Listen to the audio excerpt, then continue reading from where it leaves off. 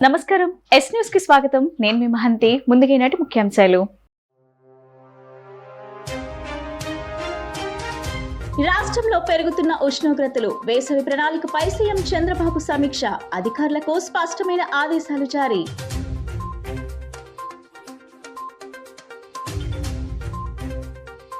స్వర్ణ దేవాలయాన్ని సందర్శించి ప్రార్థనలు చేసిన మంత్రి లోకేష్ దంపతులు అందరికీ సుఖశాంతులు కలగాలని ప్రార్థించినట్లు వెల్లడి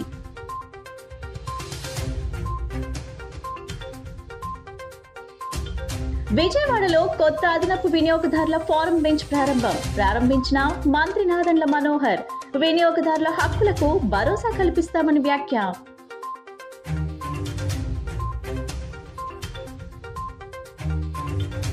క్షయరహిత జిల్లాగా తీర్చిదిద్దాలన్నదే లక్ష్యమని తెలిపిన జిల్లా క్షయవ్యాధి నివారణ అధికారి డాక్టర్ జె ఉషారాణి క్షయవ్యాధి నివారణపై ప్రజల్లో అవగాహన కల్పిస్తున్నట్లు స్పష్టం. రాష్ట్రంలో ఏ ప్రాంతంలోనూ తాగునీటి ఎద్దడి తలెత్తకుండా చర్యలు తీసుకోవాలని ముఖ్యమంత్రి చంద్రబాబు నాయుడు అధికారులకు సూచించారు. వేసవిని దృష్టిలో ఉంచుకొని తాగునీటి సమస్య కనిపించకుండా చూడాలని అందుకనుగుణంగా అధికారులు చర్యలు తీసుకోవాలని స్పష్టం చేశారు. వేసవి ప్రణాళికపై ముఖ్యమంత్రి చంద్రబాబు సచివాలయంలో సోమవారం సమీక్ష నిర్వహించారు. సమ్మర్ యాక్షన్ ప్లాన్ పై డిజాస్టర్ మేనేజ్మెంట్, పంచాయతీరాజ్, మున్సిపల్, ఆరోగ్య శాఖల అధికారులతో సమీక్ష చేశారు. ఈ సందర్భంగా సీఎం నిర్దిష్టమైన ఆదేశాలు ఇచ్చారు. ఈ ఎండల తీవ్రతపై ముందుగా వివిధ విభాగాల నుంచి సమాచారం తెప్పించి ప్రజలను అప్రమత్తం చేయాలని డిజాస్టర్ మేనేజ్మెంట్ అధికారులకు సీఎం సూచించారు. ఎండవేడిమి సమాచారాన్ని మొబైల్ అలర్ట్స్ ద్వారా ఆయా ప్రాంతాల ప్రజలకు తెలియజేసి వారు ఎండల బారిన పడకుండా జాగ్రత్తలు తీసుకునేలా అవగాహన కల్పించాలన్నారు. ముందస్తు జాగ్రత్తల ద్వారా వడదెబ్బ మరణాలు నివారించవచ్చునని ముఖ్యమంత్రి అన్నారు. మార్కెట్లు, బస్టాండ్లు, కూలీ అడ్డాలు, ఇతర జనసమూహం ఉండే ప్రాంతాల్లో ప్రభుత్వ పరంగా చలివేంద్రాలు, మజ్జిగ కేంద్రాలు ఏర్పాటు చేయాలన్నారు. స్వచ్ఛందంగా చలివేంద్రాలు ఏర్పాటు చేసేవారికి ప్రభుత్వ శాఖల పరంగా సహకారం అందించాలని సూచించారు. 2014-19 మధ్య కూడా ప్రజలకు ఉచితంగా ప్రభుత్వం తరపున మజ్జిగ అందించామని ఈసారి కూడా ఎండలు తీవ్రంగా ఉండే ప్రాంతాల్లో మజ్జిగ పంపిణీ కేంద్రాలు ఏర్పాటు చేయాలని అన్నారు. రాయలసీమతో పాటు ప్రకాశం జిల్లాలో పశుగ్రాసం కొరతతో పాటు పశువులకు తాగునీరు లభించని పరిస్థితి ఉంటుందని, ఇలాంటి ప్రాంతాల్లో ప్రత్యేక చర్యలు తీసుకోవాలని సీఎం సూచించారు. పశువులకు నీరు అందించేందుకు రాష్ట్ర వ్యాప్తంగా గ్రామాల్లో 35 కోట్లతో 12.138 నీటి తోట్ల నిర్మాణం చేపట్టాలని అన్నారు. కూటమి ప్రభుత్వం మనసున్న ప్రభుత్వం అనేది గుర్తెరిగి అధికారులు తమ ఆలోచనలు అమలు చేయాలని సీఎం అన్నారు. వేసవిలో పశువులు, పక్షుల దాహాన్ని తీర్చుకోవడానికి ఇబ్బందులు పడకుండా సాధ్యమైనంత వరకు నీటి సదుపాయం కల్పించాలని అన్నారు. పంజాబ్లోని అమృత్సర్ స్వర్ణ దేవాలయాన్ని సందర్శించి అందరూ సుఖశాంతులతో ఆయురారోగ్యాలతో ఆనందంగా ఉండాలని ప్రార్థించానని విద్యా, ఐటీ శాఖల మంత్రి నారా లోకేష్ తెలిపారు. ఆదివారం ఉదయం అమృత్సర్ చేరుకున్న మంత్రి కుటుంబం స్వర్ణ దేవాలయాన్ని సందర్శించారు. అమృత్సర్లోని పవిత్ర శ్రీ హర్మందర్ సాహిబ్ ను సందర్శించే భాగ్యం దొరకటం చాలా సంతోషంగా ఉందని లోకేష్ తెలిపారు. స్వర్ణ దేవాలయం ఆవరణలో గడిపిన సమయం ఆధ్యాత్మిక ప్రశాంతతను చేకూర్చిందని అన్నారు. మంత్రి నారా లోకేష్ తో పాటు భార్య బ్రాహ్మణి, తనయుడు దేవాంశులు స్వర్ణ దేవాలయంలో కొలను, లంగర్ సందర్శించారు. విజయవాడ కోర్టు కాంప్లెక్స్ లో వినియోగదారుల కమిషన్ 2వ బెంచ్ ను మంత్రి నాదెండ్ల మనోహర్ ప్రారంభించారు. విజయవాడలో నూతన బెంచ్ ఏర్పడటం వల్ల వినియోగదారులు సంతోషం వ్యక్తం చేస్తున్నట్లు మంత్రి తెలిపారు. ఈ సందర్భంగా మనస్ఫూర్తిగా బెజవాడ బార్ అసోసియేషన్ ను అభినందిస్తున్నానని ఆయన పేర్కొన్నారు. విజయవాడ కోర్టు కాంప్లెక్స్ లో వినియోగదారుల కమిషన్ 2వ బెంచ్ ను మానవ న్యాయ శాఖ మంత్రి నాదెండ్ల మనోహర్ ప్రారంభించారు.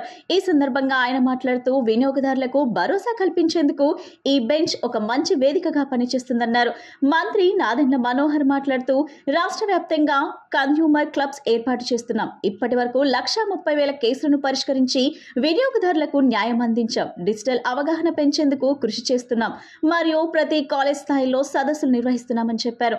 అలాగే విజయవాడ బార్ అసోసియేషన్ నూతన బెంచ్ ఏర్పాటు చేసినందుకు సంతోషం వ్యక్తం చేశారు. పూర్వంలో వినియోగదారులు మచిలీపట్నం వెళ్లాల్సి ఉండేది, కానీ ఇప్పుడు విజయవాడలో నూతన బెంచ్ ఏర్పడటం వల్ల వినియోగదారులు సంతోషం వ్యక్తం చేస్తున్నట్లు మంత్రి తెలిపారు. ఈ సందర్భంగా మనస్ఫూర్తిగా బెజవాడ బార్ అసోసియేషన్ ను అభినందిస్తున్నా అని మంత్రి నాదెండ్ల మనోహర్ అభిప్రాయపడ్డారు. వినియోగదారుల పరిరక్షణ చట్టం 1986 అనుగుణంగా రాష్ట్ర వ్యాప్తంగా ఆంధ్రప్రదేశ్లో ఉన్న రాష్ట్ర స్థాయి కమిషను, అదేవిధంగా వివిధ జిల్లాలకు ఉన్న జిల్లా స్థాయి కమిషన్లు ఏర్పాటు చేయడం అనేది పౌర సరఫరాల శాఖ నుంచి వినియోగదారుల కోసం కేంద్ర ప్రభుత్వం ఇచ్చిన ఆదేశాల మేరకు ప్రతి జిల్లాలో కూడా వినియోగదారులకు భరోసా కల్పించడానికి ఎక్కడైతే మోసపూరిత ప్రకటనల వలన నాణ్యత లేని సరుకుల వలన వాళ్ళు ఇబ్బంది పడడమో సహజంగా అనేక సందర్భాల్లో వినియోగదారులకు ఉన్న హక్కుని ఉపయోగించుకోవడానికి కోసం ఇది ఒక అద్భుతమైన వేదిక. అయితే సమాచార లోపం వలన పూర్తి స్థాయిలో ప్రతి ఒక్కరికి సమాచారం అందించాలనే ఒక ప్రయత్నం మా శాఖ నుంచి మేము చేస్తున్నాం. ఇప్పుడే నేను కమిషనర్ గారిని కూడా కోరాను, రాష్ట్ర వ్యాప్తంగా కన్జ్యూమర్ క్లబ్లు ఏర్పాటు చేయడం, వీలైతే పాఠశాలలోనూ కాలేజీల్లోనూ అందరికీ కూడా అవగాహన పెంచే విధంగా ఒక ప్రయత్నం రాబోయే రోజుల్లో చేస్తాం. దీంతో పాటు భారతదేశంలో ఆంధ్రప్రదేశ్ వినియోగదారుల విషయంలో మాత్రం రిడ్రెసల్ కానివ్వండి, గ్రీవెన్సెస్ కానివ్వండి చాలా బాగా రెక్టిఫై చేసే విధంగా ఈ కేసెస్ పరిష్కారంలో చొరవ చూపిస్తూ ఉన్నారు. దాదాపు 1,33,757 కేసులు నమోదైతే ఇప్పుడు వరకు ఆల్మోస్ట్ 1,30,000 కేసులు పరిష్కారం చేశారు.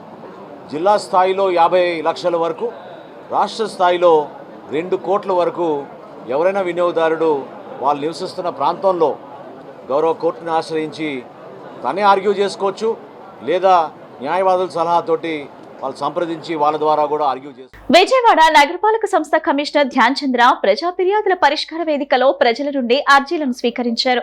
ప్రజా ఫిర్యాదుల పరిష్కార వేదికలో 24 ఫిర్యాదులు అందుకున్నట్లు కమిషనర్ వెల్లడించారు. విజయవాడ నగరపాలక సంస్థ కమిషనర్ ధ్యాన్ చంద్ర సోమవారం ఉదయం ప్రధాన కార్యాలయంలో గల కమాండ్ కంట్రోల్ రూమ్ లో ప్రజా ఫిర్యాదుల పరిష్కార వేదికను ప్రారంభించారు. ఈ సందర్భంగా కమిషనర్ మాట్లాడుతూ ప్రజల సమస్యలను వేగంగా సమర్థవంతంగా పరిష్కరించడం నగరపాలక సంస్థ యొక్క ప్రధాన లక్ష్యమని చెప్పారు. ఫిర్యాదులపై వెంటనే స్పందించడం, వాటికి శాశ్వత పరిష్కారాలను కనుగొనడం అనేది తమ విధానమని అన్నారు. పౌరుల అవసరాలు, నగరాభివృద్ధి ప్రణాళికలు, మౌలిక సదుపాయాల మెరుగుదల వంటి అంశాలపై సమగ్ర సమీక్ష నిర్వహిస్తున్నట్లు పేర్కొన్నారు.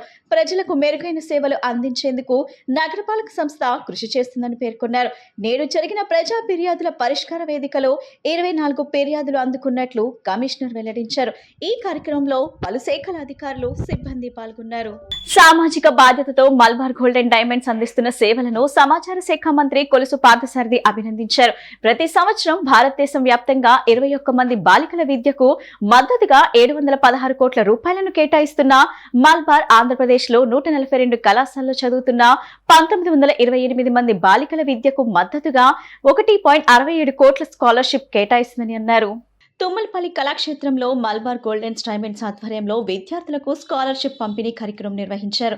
ఈ కార్యక్రమంలో ముఖ్య అతిథిగా సమాచార శాఖ మంత్రి కొలుసు పార్థసారథి పాల్గొని విద్యార్థులకు స్కాలర్షిప్లు అందజేశారు. ఈ సందర్భంగా మంత్రి కొలుసు పార్థసారథి మాట్లాడుతూ దేశవ్యాప్తంగా మల్బార్ సంస్థ 60,000 మందికి భోజనం ఏర్పాటు చేయడం ఎంతో స్ఫూర్తిదాయకమని తెలిపారు.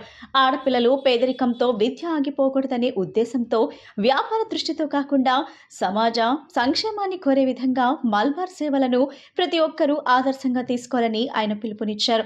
కార్యక్రమంలో Malabar golden diamonds trust of India retail head Siraj PK తదితరులు పాల్గొన్నారు. ఒక గొప్ప రంజాన్ మాసంలో ఒక పవిత్రమైన కార్యక్రమంలో పాల్గొని మహద్భాగ్యం నాకు కలగటం నా అదృష్టంగా భావిస్తా ఉన్నాను.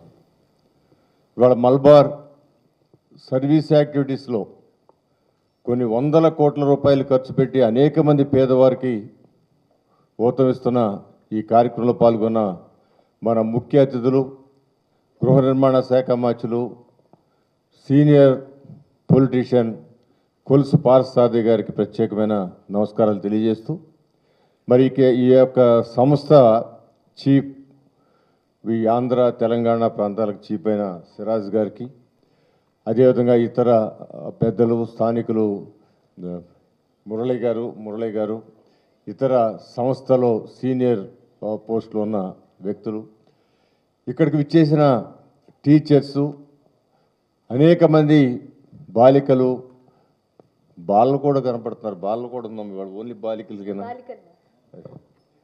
ఓన్లీ కానీ పిల్లలు కనపడుతున్నారు. ఇవాళ ఈ లబ్ధి పొందుతున్న చిరంజీవులందరూ కూడా మనస్ఫూర్తిగా నా ఆశీస్సులు తెలియజేస్తూ మిగతా వారందరూ కూడా నమస్కారాలు తెలియజేస్తున్నా. ఇవాళ మల్బార్ సంస్థ ఇందాక నేను చూశాను, వారు చెప్పినప్పుడు విన్నాను, దీంట్లో కూడా చూడటం జరిగింది.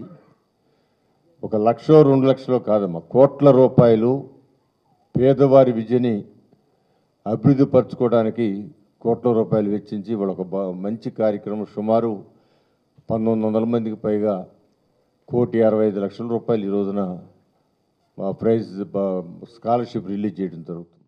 ప్రస్తుత రాజకీయాల్లో అందరూ స్ఫూర్తిగా తీసుకోవాల్సిన క్యారెక్టర్ నిగర్వి, అందరికంటే సీనియర్ అయినా కూడా తన పరిధి దాటకుండా చాలా గౌరవం, రాజకీయ నాయకుడికి గౌరవం ఏ విధంగా లభిస్తుంది అని ఆలోచిస్తే గద్దె రామ్మోహన్ గారి లాగా మనం ప్రవర్తిస్తే మనకి గౌరవం లభిస్తుంది అని ప్రతి రాజకీయ నాయకుడు కూడా ఆలోచించే విధంగా మరి ప్రవర్తించే పెద్దలు, సోదర సమానులు గద్దె రామ్మోహన్ గారికి, మరి ఇంత పెద్ద సంస్థని మల్బార్ అంటే ఇండియాలోనే one of the biggest, maybe ప్రపంచంలో కూడానేమో అతిపెద్ద నగల వ్యాపార సంస్థ, మరి దానికి ఆల్ ఇండియా బేస్ మీద హెడ్గా పనిచేస్తున్న మరో సోదరుడు సిరాజ్ గారికి, మరి విజయవాడ పెద్దలు మురళి గారికి, ఇక వేదిక మీద ఉన్న మల్బార్ సంస్థ అధికారులకు, ఇక్కడికి విచ్చేసిన చిన్నారులకి అందరికీ కూడా, విలేకరు సోదరులకి అందరికీ నా హృదయపూర్వక నమస్కారాలు. ఇది ఒక చాలా మంచి కార్యక్రమం.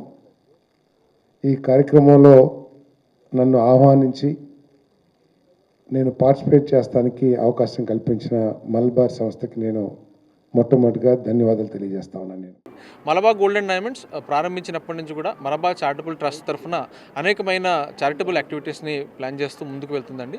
అందులో భాగంగానే హౌసింగ్, విద్య, వైద్యం, ఆరోగ్యం ఇలాంటి ఇంపార్టెంట్ వాటిని ఎంచుకొని వాటిలో మా వంతు ప్రయత్నాన్ని మేము చేయడం జరుగుతుంది. అందులో భాగంగానే ఎంపవరింగ్ ఎడ్యుకేషన్, ఎంపవరింగ్ ఉమెన్హుడ్లో భాగంగా ఈ సంవత్సరం ఎంటైర్ ఇండియాకి గాను 21,000 మంది స్టూడెంట్స్కి స్కాలర్షిప్స్ మేము గవర్నమెంట్ జూనియర్ కాలేజ్ అవుతున్న అమ్మాయిలకి స్కాలర్షిప్స్ అనౌన్స్ చేయడం జరిగింది. అందులో భాగంగానే ఈరోజు ఈ విజయవాడలో మనం ఈ కార్యక్రమం చేశాము. అలాగే ఎడ్యుకేషన్తో పాటు హంగర్ ఫ్రీ వరల్డ్లో భాగంగా ప్రతిరోజు 82 సిటీస్లో ఇండియాలో 60,000 మందికి మేము ఫుడ్ కిట్స్ డిస్ట్రిబ్యూషన్ అనేది చేయడం జరుగుతుందండి. అలాగే మన ఆంధ్రలో చూసుకుంటే 4,200 మందికి పర్ డే మన ఎక్కడెక్కడైతే మా షోరూమ్స్ ఉన్నాయో ఆ షోరూమ్స్ అన్ని చోట్ల కూడా నెల్లూరు, విజయవాడ, ఏలూరు, గుంటూరు, ఇలా ఒంగోలు ఇలాంటి అన్ని షోరూమ్స్లో 4,200 మందికి ఫుడ్ కిట్స్ అనేది డిస్ట్రిబ్యూట్ చేయడం జరుగుతుంది. అలాగే మలబార్ గోల్డ్ అండ్ డైమండ్స్ ఇంతకుముందు చెప్పినట్టుగా చారిటబుల్ ట్రస్ట్లో భాగంగా నార్మల్గా గవర్నమెంట్ నుంచి మనకున్న నాము 2% to 3%, but Malabar gold and diamonds ఈ చారిటబుల్ ట్రస్ట్ ద్వారా మా ప్రాఫిట్లో నుంచి 5% ఈ చారిటీ యాక్టివిటీస్కి మేము స్పెండ్ చేయడం జరుగుతుంది. ఇందులో గ్రాండ్మా హోమ్ అని కొత్తగా హైదరాబాద్లో ప్రారంభించాము. ఎవరైతే ఫీమేల్ ఓల్డర్ ఉమెన్ ఎవరైతే ఉన్నారో వాళ్ళకి ఇల్లు లేకపోవడము, లేకపోతే ఫ్యామిలీతో విడిపోవడం, ఇలాంటి వాళ్ళకి కూడా అక్కడ ఆశ్రయం ఇస్తూ 130 బెడ్స్తో మేము ఈ గ్రాండ్మా హోమ్ని కూడా ప్రారంభించడం జరిగింది. త్వరలోనే మిగతా రాష్ట్రాల్లో కూడా ఇది ప్రారంభించడానికి మేము ప్లాన్ చేస్తున్నాము. మరొకసారి Malabar gold and diamonds Malabar charitable trust తరఫున ఈ స్టూడెంట్స్ ఎవరైతే ఈరోజు స్కాలర్షిప్ పొందారో గవర్నమెంట్ జూనియర్ కాలేజ్ చదువుతున్న వాళ్ళందరికీ అభినందనలు తెలుపుకుంటూ, మాకు సపోర్ట్ చేసిన మీడియా వాళ్ళకి, అలాగే మాకు ఈ స్కాలర్షిప్స్ అనౌన్స్ చేయడంలో హెల్ప్ చేసిన టీచర్స్కి, ప్రిన్సిపల్స్కి, డిఈఓస్కి అందరికీ కృతజ్ఞతలు తెలుపుకుంటూ సెలవు తీసుకుంటాం. విజయవాడ నగరంలోని రోడ్లను, డ్రైనేజ్ వ్యవస్థను అభివృద్ధి చేసే విధంగా ప్రభుత్వం చర్యలు తీసుకుంటుందని తూర్పు ఎమ్మెల్యే గద్దె రామ్మోహన్ తెలిపారు. సిఆర్డీఏ సహకారంతో ట్రాఫిక్ ను నివారించేందుకు నగర పరిసర ప్రాంతాల్లో రోడ్లు వేసేందుకు ప్రణాళికలు రూపొందిస్తున్నామన్నారు. విజయవాడ తూర్పు నియోజకవర్గం 4వ division Srinivas Nagar bank colony ప్రాంతంలో ఎమ్మెల్యే గద్దె రామ్మోహన్ పర్యటించారు. ఈ సందర్భంగా 3, 4 రోడ్డు పనులకు కొబ్బరికాయ కొట్టి శంకుస్థాపన చేశారు. అనంతరం మీడియాతో మాట్లాడుతూ 85 లక్షల రూపాయలతో రోడ్లను నిర్మించేందుకు శంకుస్థాపన చేయడం జరిగిందన్నారు. కూటమి ప్రభుత్వం అధికారంలోకి వచ్చిన తరువాత 4వ డివిజన్లో ₹1 కోటి వెచ్చించి అభివృద్ధి కార్యక్రమాలు చేపట్టామన్నారు. భవిష్యత్తును దృష్టిలో పెట్టుకుని నగరాన్ని అభివృద్ధి చేసేందుకు ప్రణాళిక రూపొందిస్తున్నామన్నారు. వర్షాలు పడిన సమయంలో డ్రైనేజ్ వాటర్ నిలిచిపోతుందని, ఆ సమస్యను పరిష్కరించేందుకు కృషి చేస్తున్నామన్నారు. సిఆర్డీఏ సహకారంతో నగర వెలుపల కూడా రోడ్లను నిర్మించేలా అధికారుల దృష్టికి తీసుకువెళ్లామన్నారు. కార్యక్రమంలో 4వ డివిజన్ కార్పొరేటర్ సాంబశివరావు మరియు టీడీపీ నాయకులు పాల్గొన్నారు. ఈ రోజున 4వ డివిజన్లో ఇవాళ రోజున 81 లక్షల రూపాయలు శంకుస్థాపన చేసుకోవడం జరిగింది. ఈ 9 నెలల్లో సుమారు ₹1 కోటి పైగా ఇక్కడే శంకుస్థాపన చేసుకోవడం జరిగింది. చాలా వర్కులు కూడా పూర్తవబోతూ ఉన్నాయి. దానికి తోడు విజయవాడ నగరానికి చాలా అవసరమైన చుట్టుపక్కల విజయవాడ నగరం చుట్టూ ఉన్న రోడ్లన్నీ కూడా డెవలప్ చేయడానికి సిఆర్డీ కమిషనర్ గారికి నారా చంద్రబాబు నాయుడు గారు ఆదేశాలు ఇవ్వడం జరిగింది. ఆదేశానుసారం కమిషనర్ గారు మొన్న వచ్చి నన్ను ఎంపీ గారిని కూడా తీసుకువెళ్ళి మొత్తం చుట్టుపక్కల ఏ రోడ్లు మనకు అవసరమో ఒక సమీక్ష కోసం అధికారులతో కూర్చోవడం జరిగింది. దానికి అన్నీ కూడా మహానాడు రోడ్ ఎక్స్టెన్షన్ నిడమాన్ రోడ్డు వరకు, అదేవిధంగా అన్ని రోడ్లు బల్లివారి వీధి రోడ్డు, ఇలాంటి ప్రధానమైన రోడ్లన్నీ కూడా శాంక్షన్ చేయడానికి కమిషనర్ గారు సుముఖం వ్యక్తం చేశారు. తొందరలో నెల 15 రోజులు అవన్నీ కూడా ఒక లైన్కి వస్తాయి. దాంతోపాటు మనకు ప్రధానమైన సమస్య వర్షానికి నీరు వచ్చే సమస్య ఉంది ఇక్కడ చాలా చోట్ల. వాటన్నిటి కూడా డ్రైన్లు ఏర్పాటు చేసుకోవడానికి 150 కోట్ల రూపాయలు సిఆర్డీ నుంచి మనకి ఇస్తున్నారు, డ్రైన్లకు ఇస్తున్నారు. దాంతోపాటు మరి ఎల్ఎన్టీ కంపెనీ గతంలో మిగిలిపోయిన పనులన్నీ కూడా చేయటానికి ఎల్ఎన్టీ కంపెనీ కూడా తొందరగా వస్తూ ఉంది. మనకి డ్రైన్లు అండర్ గ్రౌండ్ డ్రైనేజ్ చాలా వరకు సమస్య ప్రాబ్లము కొంచెం కూడా సమస్య పోతూ ఉంది. ఈ ప్రధానమైన రోడ్లు అండర్ గ్రౌండ్ ఈ సైడ్ డ్రైన్స్ వీటన్నిటికి కూడా నిధులు సమకూర్చుకుని తొందరలోనే ఆ పనులు కూడా మొదలు పెడతాను మీ ద్వారా. ఎన్డీఏ ప్రభుత్వం ఈ రాష్ట్రంలో అధికారంలోకి వచ్చిన తర్వాత ఈ రాష్ట్రంలో ఉన్నటువంటి పల్లె ప్రాంతాల మీద, పట్టణ ప్రాంతాల మీద దృష్టి పెట్టి అనేకమైనటువంటి రోడ్లని బ్రహ్మాండంగా నిర్మించుకోవడం జరుగుతుంది. అందులో భాగంగా విజయవాడ నగరంలో 4వ డివిజన్లో కూడా అనేకమైనటువంటి కాలనీల్లో సీసీ రోడ్ల నిర్మాణాన్ని వేగవంతంగా కూడా తీసుకోవడం జరిగింది. అనేకమైనటువంటి రోడ్ల నిర్మాణాన్ని కూడా సకాలంలో పూర్తి చేసుకుని కొత్త రోడ్ల నిర్మాణాన్ని కూడా ముందుకు వెళ్తూ ఉన్నాం. గతంలో వైఎస్ఆర్ ప్రభుత్వం అధికారం ఉండగా మరి ఇక్కడ శాంక్షన్ అయినటువంటి రోడ్లన్నింటినీ కూడా నిర్దాక్ష్యంగా ఇక్కడ ఉన్నటువంటి స్థానిక నాయకులు కానివ్వండి, లేకపోతే ఎమ్మెల్యేలుగా పోటీ చేసిన వాళ్ళు కానివ్వండి, అభివృద్ధిని అడ్డుకుంటా కూడా అనేక నిర్మాణాలని కొబ్బరికాయ కొట్టే స్టేజ్లో కూడా ఆపేయడం జరిగింది. అటువంటి రోడ్ల నిర్మాణాన్ని కూడా మేము సకాలంలో కూడా పూర్తి చేసుకొని ముందుకు వెళ్తూ ఉన్నాం. పోతే ఈ రోజున రాష్ట్ర ప్రభుత్వానికి విజయవాడ నగర ప్రజల తరఫున ఒకటి విజ్ఞప్తి చేస్తూ ఉన్నాం. కలియుగ దైవం తిరుమల శ్రీ వెంకటేశ్వర స్వామి వారికి పుష్పయాగం అత్యంత కన్నుల పండుగగా నిర్వహించారు. విశేష సంఖ్యలో భక్తులు పుష్పయాగంలో పాల్గొని స్వామివారిని కనులారా వీక్షించి తరించారు. Rotary club of Vijayawada midtown ఆధ్వర్యంలో విజయవాడ ఏ కన్వెన్షన్ లో 2 రోజుల పాటు నిర్వహించిన ఉదయాస్తమాన సేవలు అత్యంత వైభవంగా ముగిశాయి. సాక్షాత్తు తిరుమలలో జరిగే విధంగా శ్రీవారి సేవలను నిర్వహించారు. ఏ కన్వెన్షన్ ప్రాంగణాన్ని శ్రీవారి ఆలయాన్ని తలపించేలా తీర్చిదిద్దారు. ఉదయాస్తమాన సేవల్లో భాగంగా 2వ రోజున ఆదివారం ఉదయం 6 గంటలకు సుప్రభాత సేవ, కొలువు తోమాల సేవ, సహస్రనామార్చన నిర్వహించారు. ఉదయం 10 గంటలకు తిరుప్పవాడ సేవ, శ్రీవారి కళ్యాణోత్సవాన్ని అంగరంగ వైభవంగా నిర్వహించారు. సాయంత్రం 5 గంటలకు శ్రీవారి పుష్పయాగం సందర్భంగా వివిధ రకాల పుష్పాలతో శోభాయాత్ర నిర్వహించారు. పుష్పయాగం అనంతరం నిర్వహించిన ఏకాంత సేవతో ఉదయాస్తమాన సేవలు వైభవంగా ముగిశాయి. ఈ సందర్భంగా rotary club mid town Vijayawada అధ్యక్షుడు Gudipati Kishore, chairman Srinivas Balaji, convener Edla Parthasarathi, club secretary B Sundar Reddy మాట్లాడుతూ తిరుమలలో జరిగే విధంగా ఉదయాస్తమాన సేవలు నిర్వహించినట్లు తెలిపారు.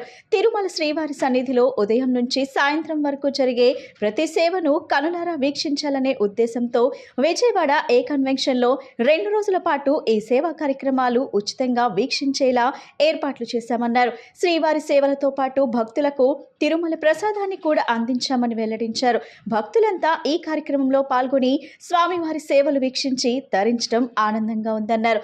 ఈ కార్యక్రమంలో కమిటీ సభ్యులు కాసుల బ్రహ్మం, సంపత్, వనమా గణేష్, చారుగుండ్ల రమేష్, నంబూరు జీవన్, నూలు కృష్ణారావు, తొండే పూదయ్, గుర్రం రంజిత్, కొల్లిపర రాజేష్ తదితరులు పాల్గొన్నారు.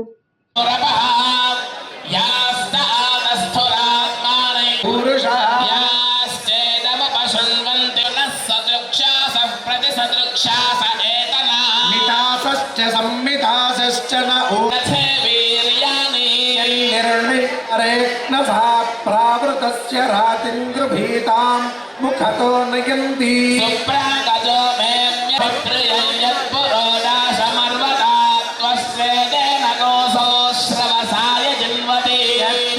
శ్రీ కలియుగమైన శ్రీ వెంకటేశ్వర స్వామి ఉదయాసేవలు మీ అందరికీ తెలిసిందే. Rotary mid town Vijayawada club ఆధ్వర్యంలో నిన్న ఇవాళ అంటే 22, 23 శని ఆదివారంలో ఉదయాస్త సేవలు తిరుపతి తరహాలోనే జరుపుకోవడం జరిగింది.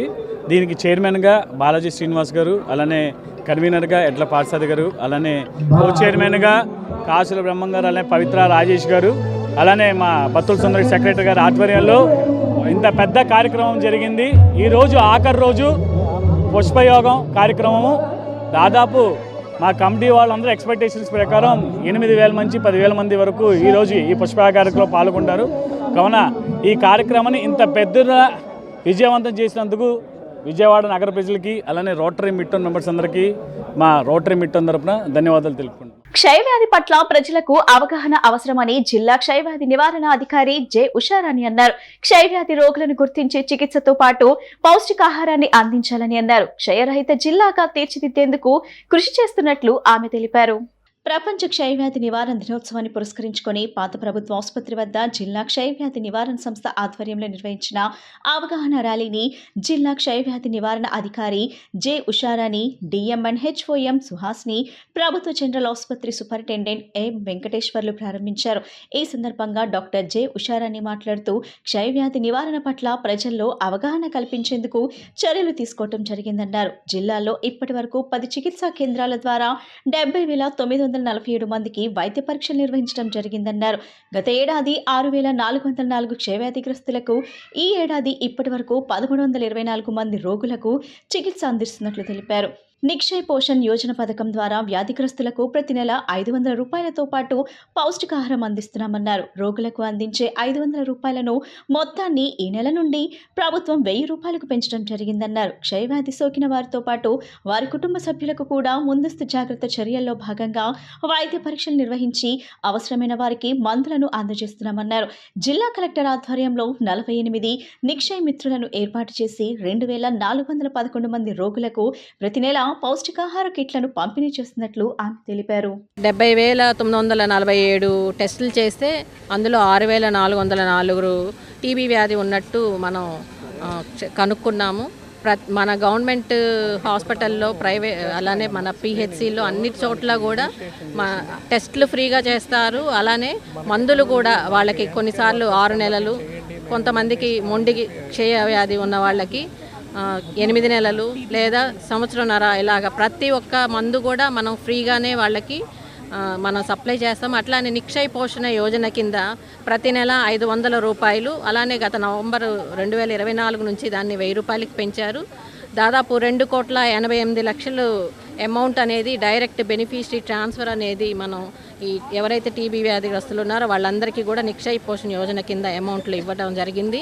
అలానే మనకి 48 మంది నిక్షయ్ మిత్రాలుగా ఎన్రోల్ అయ్యి ఈ టీబీ వ్యాధి ఉన్న వాళ్ళు ఎవరైతే ఉన్నారో వాళ్ళకి న్యూట్రిషన్ సపోర్ట్ కింద ఫుడ్ బాస్కెట్స్ అనేది ఇవ్వటం కూడా దాదాపు 2,118 మందికి న్యూట్రిషన్ ఫుడ్ బాస్కెట్స్ అనేది ఇవ్వటం జరిగింది. ఈ సంవత్సరం అయితే జనవరి నుంచి ఇప్పటి వరకు 2,134 మందికి మనం టీబీ వ్యాధి ఉన్నట్టు కనుగొన్నాము. అట్లాంటి టీబీ వ్యాధిగ్రస్తులే కాకుండా వాళ్ళ కాంటాక్ట్స్ అంటే వాళ్ళ ఫ్యామిలీ మెంబర్స్ని కూడా స్క్రీనింగ్ చేసి వాళ్ళకి మనం టీపీటీ అంటే టీబీ ప్రివెంటివ్ థెరపీ అనేది ఇవ్వటం కూడా జరుగుతుంది. వరల్డ్ టీబీ డే సందర్భంగా మనం ఇక్కడ ఓల్డ్ జీజీహెచ్లో జీజీహెచ్ సూపరింటెండెంట్ గారు వాళ్ళ అక్కడ నుంచి మనకి పల్మనాలజీ డిపార్ట్మెంట్, అలానే మెడికల్ హెల్త్ డిపార్ట్మెంట్ నుంచి టీబీకి సంబంధించిన టీబీ ప్రోగ్రామ్ ఆఫీసరు, అట్లానే వాళ్ళ స్టాఫ్, అట్లానే మా ఫీల్డ్ నుంచి అందరూ కూడా ఆశాలు, ఏఎన్ఎంస్ అందరూ కూడా ఇక్కడ గ్యాదర్ అయ్యి ఈరోజు టీబీని ఎండ్ చేయాలి అనే ఉద్దేశంతో మేమందరం కూడా ఒక పబ్లిక్ అందరికీ కూడా ఒక అవేర్నెస్ చేస్తూ ఇక్కడ ర్యాలీ ఒకటి కండక్ట్ చేస్తున్నాం. అట్లానే ఇప్పుడు నర్సింగ్ స్టూడెంట్స్ వాళ్ళు స్క్రిప్ట్ కూడా వేస్తారు, ఒక డ్యాన్స్ కూడా దీని మీద ఫ్లాష్ మాప్ సాంగ్లో కూడా వేయడం జరుగుతుందండి. ముఖ్యంగా అందరూ తెలుసుకోవాల్సింది ఏంటంటే చాలామంది టీబీ అంటే చాలా భయపడుతూ ఉంటారు. టీబీ అనేది భయం కాదండి. ఒకవేళ మీకేమన్నా 2 వారాల దగ్గు ఏదన్నా ఉండి కంటిన్యూస్గా రాత్రిపూట జ్వరం రావడం, రాత్రిపూట చెమట్లు పెట్టడం, అలానే బరువు అనేది తగ్గిపోవడం, ఇలాంటి లక్షణాలు ఏమన్నా గమనిస్తే వెంటనే మీ దగ్గరలో ఉన్న ప్రాథమిక ఆరోగ్య కేంద్రంలో కానీ అలానే గవర్నమెంట్ జనరల్ హాస్పిటల్లో కానీ వెంటనే వచ్చి చూపించుకొని కళ్ళ పరీక్ష చేయించుకొని అక్కడ దాంట్లో ఏదన్నా కొంచెం ఏదన్నా మార్పు ఉంటే అట్లనే ఎక్స్రే కూడా తీసుకొని 6 నెలలు కరెక్ట్గా మందులు వాడితే ఏ విధమైన టీబీ జబ్బు కూడా నయమైపోతుందండి. మందులు మాత్రం ఖచ్చితంగా వాడాలి. చాలామంది మందులు స్టార్ట్ చేస్తారు కానీ తర్వాత బాగుందని ఆపేస్తారు. దానివల్ల మళ్ళీ టీబీ అనేది మళ్ళీ స్టార్ట్ అవ్వడం జరుగుతుంది. కాబట్టి అందరూ కూడా ఇది తెలుసుకోవాలి. టీబీ ముక్త అభియాన్ అనే సంస్థ నుండి ఇప్పుడు మేము స్క్రీనింగ్ చేస్తాం. కొత్తగా ఇనిషియేషన్ తీసుకున్నారు. హెల్త్ కేర్ ప్రొఫెషనల్స్ అందరికీ స్క్రీనింగ్ ఫర్ టీబీ. అంటే డాక్టర్స్ కానీ, స్టాఫ్ నర్సెస్ కానీ, ఎంఎన్ఓలు, ఎఫ్ఎన్ఓలు, శానిటేషన్ ఎంప్లాయీస్, హాస్పిటల్లో పనిచేస్తున్న వాళ్ళు, సెక్యూరిటీ గార్డ్స్, వీళ్ళందరూ పేషెంట్స్తో ఎక్స్పోజ్ అవుతారు కనుక ముందు వాళ్ళకు స్క్రీనింగ్ చేయమన్నారు. సిమ్టమ్స్ ఉన్న వాళ్ళకి, అంటే దగ్గు, కళ్ళే ఉన్న వాళ్ళకు ఎక్స్రే తీస్తాము, కళ్ళ పరీక్ష చేస్తాం. దానిలో డయాగ్నోసిస్ అయితే 6 నెలల పాటు మందులు ఇస్తాం. అలా కాకుండా ఓన్లీ దగ్గు వస్తుంది, లేదు ఏమీ లేదు, మేము హెల్త్కి అది ఎక్స్పోజర్ ఉంది మాకు అనుకున్న వాళ్ళు, అనుమానం ఉన్నవాళ్ళు ఎవరైనా సరే వచ్చి మేము మా దగ్గర ఉన్న వాళ్ళందరికీ మేము చేస్తున్నాం స్క్రీనింగ్. వాళ్లకు ఎక్స్రే కంపల్సరీగా తీస్తాం, chest x ray. Next intradermal test ఒకటి, వ్యాక్సిన్ లాంటిది, మాంటూ టెస్ట్ అని చేసేవాళ్ళు. ఇప్పుడు కొత్త రకం టెస్ట్ వచ్చింది, ఆ ఇంజెక్షన్ చేస్తాం. దానికి సప్లై ఉంది ఆ అభియాన్ నుండి. దానిలో ఏమైనా తేడా వస్తే మందులు ఇస్తాం. ఎవరైనా వచ్చి ఆ స్క్రీనింగ్ టెస్ట్ గవర్నమెంట్ హాస్పిటల్లో పల్మనాలజీ డిపార్ట్మెంట్ దగ్గర దానిలో చేస్తున్నాము, వచ్చి చేయించుకొని అవసరమైతే 6 నెలలు మందులు వాడితే కంప్లీట్గా ఈ జబ్బు తగ్గిపోతుంది. ఏదో దగ్గు వస్తుంది, పర్వాలేదు, తగ్గిపోతుంది, అవి వాడదాం అని కాకుండా 2 వారాల కన్నా దగ్గు కనుక ఉంటే అందరూ వచ్చి గవర్నమెంట్ హాస్పిటల్కి వచ్చి స్క్రీనింగ్ టెస్ట్ చేసుకోవాల్సిందిగా చెప్పారు. డీలిమిటేషన్ పై సీఎం చంద్రబాబు తన అభిప్రాయాన్ని చెప్పాలని సిపిఎం రాష్ట్ర కార్యదర్శి శ్రీనివాసరావు డిమాండ్ చేశారు. దక్షిణాది రాష్ట్రాలకు నష్టం కలిగించే విధంగా కేంద్ర బీజేపీ వ్యవహరిస్తుందని మండిపడ్డారు. డిలిమిటేషన్ వలన రాష్ట్రానికి నష్టమా లాభమా అనేది సీఎం చంద్రబాబు తన అభిప్రాయాన్ని చెప్పాలని సిపిఎం రాష్ట్ర కార్యదర్శి శ్రీనివాసరావు డిమాండ్ చేశారు. జనాభా లెక్కల ప్రకారం అయితే దక్షిణాది రాష్ట్రాల్లో సీట్లు తగ్గుతాయని, దేశం ఐక్యంగా ఉండాలంటే జనాభా ప్రతిపదికన డిలిమిటేషన్ చేయకూడదన్నారు. విజయవాడ బాలోత్సవ భవన్లో నిర్వహించిన మీడియా సమావేశంలో మాట్లాడిన ఆయన, బీజేపీ ప్రాధాన్యం ఉన్న చోట స్థానాలను పెంచుకుని ఇతర రాష్ట్రాలకు నష్టం కలిగించే చర్యలు చేపడుతున్నారని ఆరోపించారు. ఈ అంశంపై తెలుగు ప్రజల గొంతుక వినిపించాలని వైసీపీలా లేఖ రాయటమా లేదా ఎంపీలతో పార్లమెంట్లో అభిప్రాయాన్ని తెలియజేయాలన్నారు. 2026 తర్వాత జరగబోయే డీలిమిటేషన్ మీద జరిగినటువంటి అఖిలపక్ష సమావేశానికి మన రాష్ట్రం నుంచి ఎవరు హాజరు కాలేదు. మాట్లాడుకొని ఉమ్మడిగా ఒక అభిప్రాయానికి వచ్చి గైర్హాజరయ్యారా అన్నట్లుగా ఉంది మన రాష్ట్రంలో ఉన్న రాజకీయ పార్టీల పరిస్థితి. ఇది మన రాష్ట్ర ప్రయోజనాలకి, ముఖ్యంగా మన రాష్ట్రం యొక్క ప్రాతినిధ్యం పార్లమెంట్లో తగ్గిపోవటానికి ఇది దారి తీస్తుంది. రాష్ట్ర ప్రయోజనాలు ముఖ్యమా, కేంద్రంలో మోడీతో దోస్తీ కోసం రాష్ట్ర ప్రయోజనాలని త్యాగం చేయదలుచుకున్నారా? తెలుగుదేశం, జనసేన, వైసీపీ పార్టీలు ప్రజలకు చెప్పాలని చెప్పి మేము కోరుతున్నాము. దక్షిణాది రాష్ట్రాల్లో, దక్షిణాదిలోనే కాదు, ఆ మాటకు వస్తే మొత్తం ఈ ప్రాతినిధ్యం తగ్గిపోతుంది అనుకున్నటువంటి రాష్ట్రాలు అందరూ ఏదో రకంగా ప్రాతినిధ్యం ఉంది. ఎస్సీ వర్గీకరణను వ్యతిరేకిస్తున్నట్లు మాలల సంక్షేమాభివృద్ధి సంఘం రాష్ట్ర అధ్యక్షుడు పెన్నెం సుధాకర్ తెలిపారు. కుల వివక్ష పోకుండా వర్గీకరణ చేయటం అన్యాయమని పేర్కొన్నారు. వివక్ష పూర్తిగా రూపుమాపిన తర్వాతనే వర్గీకరణపై ఆలోచించాలని ఆయన స్పష్టం చేశారు. గాంధీనగర్ ప్రెస్ క్లబ్ లో ఆయన విలేకరులతో మాట్లాడుతూ, ప్రస్తుత కూటమి ప్రభుత్వం మాల, మాదిగ సామాజిక వర్గాల మధ్య చిచ్చు పెట్టే విధంగా వ్యవహరిస్తుందని ఆయన విమర్శించారు. ఆర్టికల్ 341 ప్రకారం వర్గీకరణ రాజ్యాంగ విరుద్ధమని పేర్కొన్న సుధాకర్, మాలల సంక్షేమ సంఘం వర్గీకరణను ఒప్పుకోదని తేల్చి చెప్పారు. ఈ వర్గీకరణ మాకు ఎందుకు నచ్చడం లేదంటే, అనేకమైనటువంటి కుల వివక్షత ఇంకా చచ్చిపోలేదు. కుల వివక్షత ఉన్నప్పటికైనా సరే వర్గీకరణ చేస్తున్నారు. ముందు కుల వివక్షత తీసివేస్తే కానీ వర్గీకరణ చేయడానికి వీల్లేదని మా నినాదము. ఈ వర్గీకరణ మేము ఎస్సీ ఎస్టీ ఉపకులాల వర్గీకరణ రద్దు చేసే వరకు ఉద్యమాలు చేస్తామని మాలల సంక్షేమ అభివృద్ధి సంఘం తెలుపుతుంది. కూటమి ప్రభుత్వము మాలలకు మాదిగలకు మధ్య చిచ్చు పెట్టాలని ద్రోహదపడుతుంది. రెండు రాష్ట్రాలు దీన్ని గమనించి విభేద అభిప్రాయాలు లేకుండా ఈ సమస్యపై కూటమి ప్రభుత్వంతో మనల్ని దృష్టి మళ్లించి వర్గీకరణ బిల్లును ప్రవేశపెట్టడానికి సిద్ధంగా ఉన్నది. ఎస్సీ వర్గీకరణ రాజ్యాంగ విరుద్ధమని ఆర్టికల్ 341 ప్రకారము రాజ్యాంగ విరుద్ధమని సుప్రీంకోర్టు ఆదేశాలు ఇచ్చింది. కానీ రాజ్యాంగాన్ని అనుసరించకుండా కూటమి ప్రభుత్వం రాజ్యాంగాన్ని విరుద్ధంగా వర్గీకరణ చేపట్టుతుందని. వర్గీకరణ రాజ్యాంగం విరుద్ధం. ఆర్టికల్ 341 ప్రకారం వర్గీకరణ విరుద్ధం. కాబట్టి కూటమి ప్రభుత్వం తీసుకున్న నిర్ణయం మార్చుకోవాలి. ఇప్పుడు ఏపీలో వర్గీకరణ చేయాల్సిన అవసరం లేదు. అన్నదమ్ములుగా కలిసి ఉన్న వారిని వర్గీకరణ పేరుతో గొడవలు పెట్ట చూస్తున్నారు.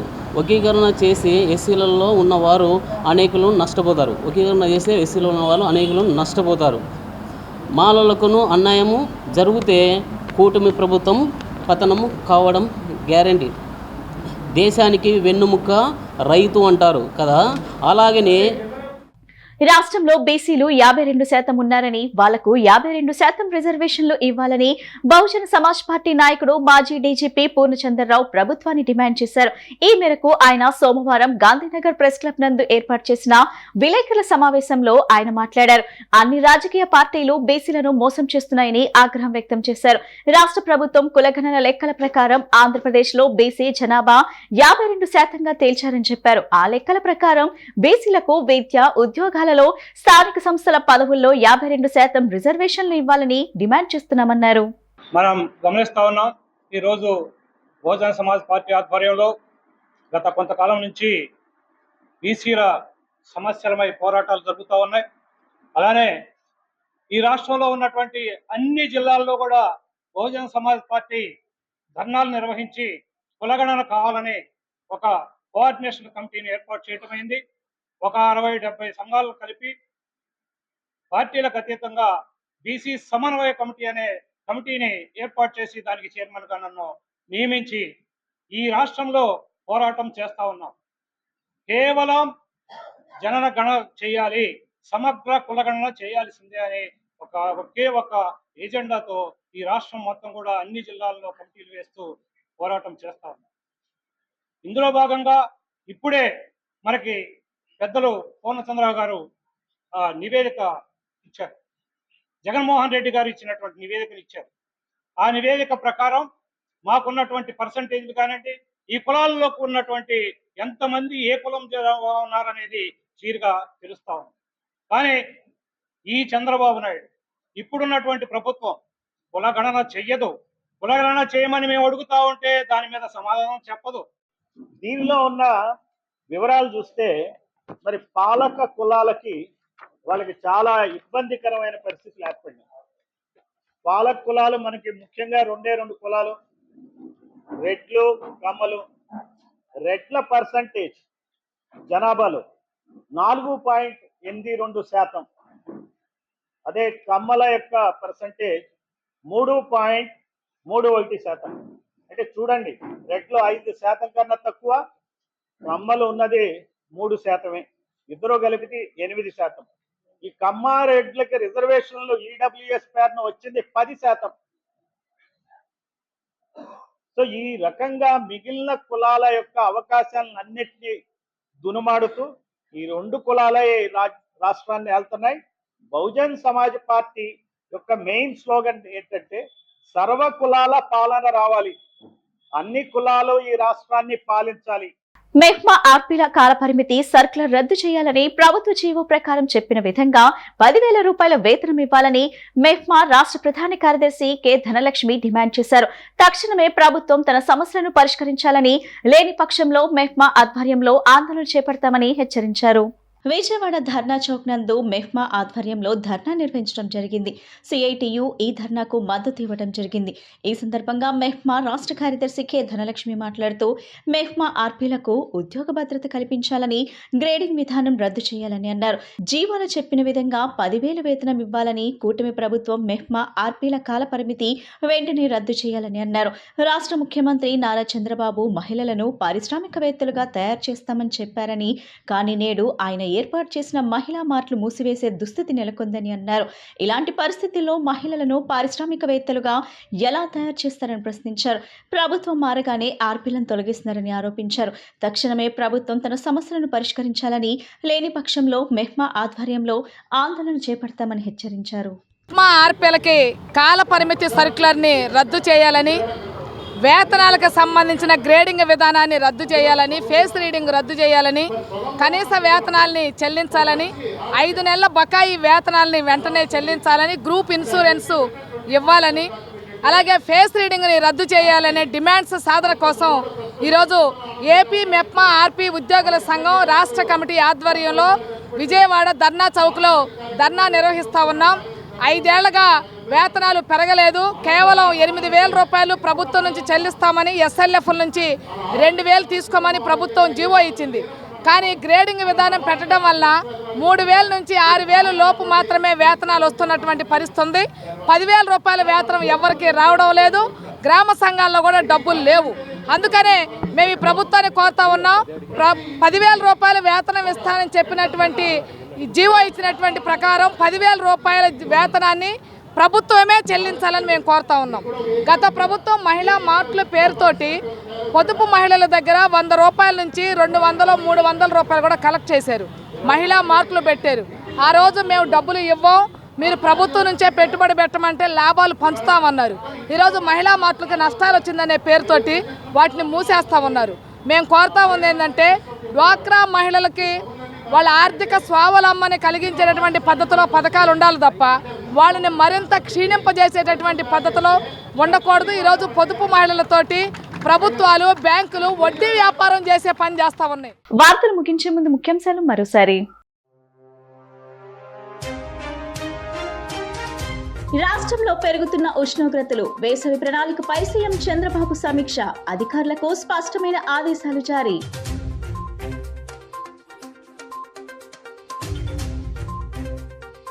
స్వర్ణ దేవాలయాన్ని సందర్శించి ప్రార్థనలు చేసిన మంత్రి లోకేష్ దంపతులు అందరికీ సుఖశాంతులు కలగాలని ప్రార్థించినట్లు వెల్లడి.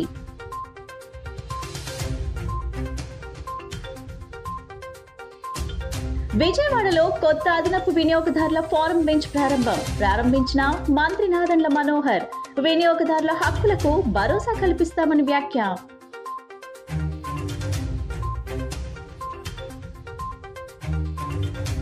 క్షయరహిత జిల్లాగా తీర్చిదిద్దాలన్నదే లక్ష్యమని తెలిపిన జిల్లా క్షయవ్యాధి నివారణాధికారి డాక్టర్ జె ఉషారాణి. క్షయవ్యాధి నివారణపై ప్రజల్లో అవగాహన కల్పిస్తున్నట్లు స్పష్టం. ఈ బులెటిన్ ఇంతటితో సమాప్తం. తిరిగి మరో బులెటిన్ కలుద్దాం. నమస్కారం.